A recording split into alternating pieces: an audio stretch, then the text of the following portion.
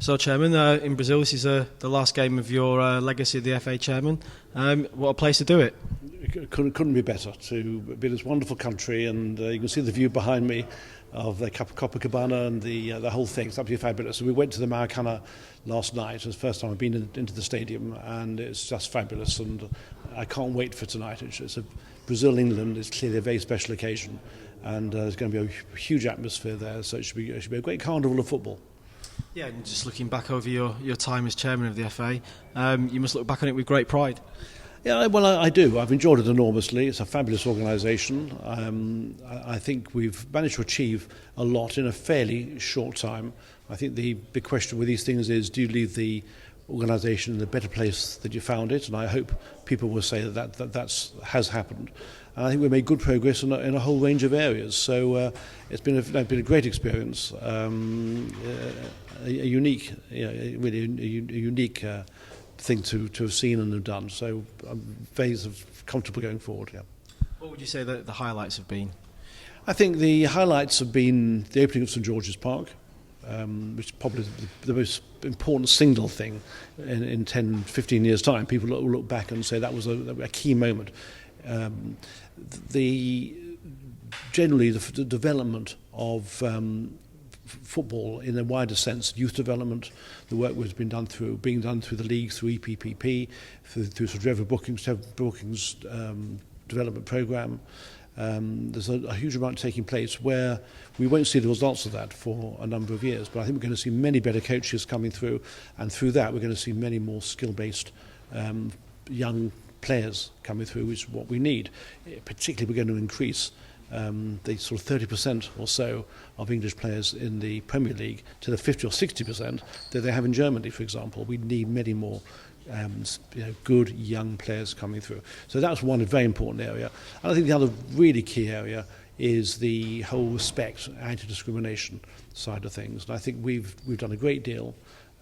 We were asked by government to produce a report, which we did. We've come up with a whole series of recommendations. And I'm really pleased that sort of laterally that we've seen UEFA and FIFA now coming up with their own recommendations, which pretty much mirror what we've done. And I think we've been quite influential in pushing that sort of world agenda, in effect. And in fact, the General Secretary of UEFA, complimented us on being trailblazers on this. So I think that's really important. I think they're probably football and respect, if you like, are probably the two biggest areas that I will look back on, and I'd be very happy that we've made real progress. Yeah, you mentioned UEFA and FIFA and the relationship that the FA has with them.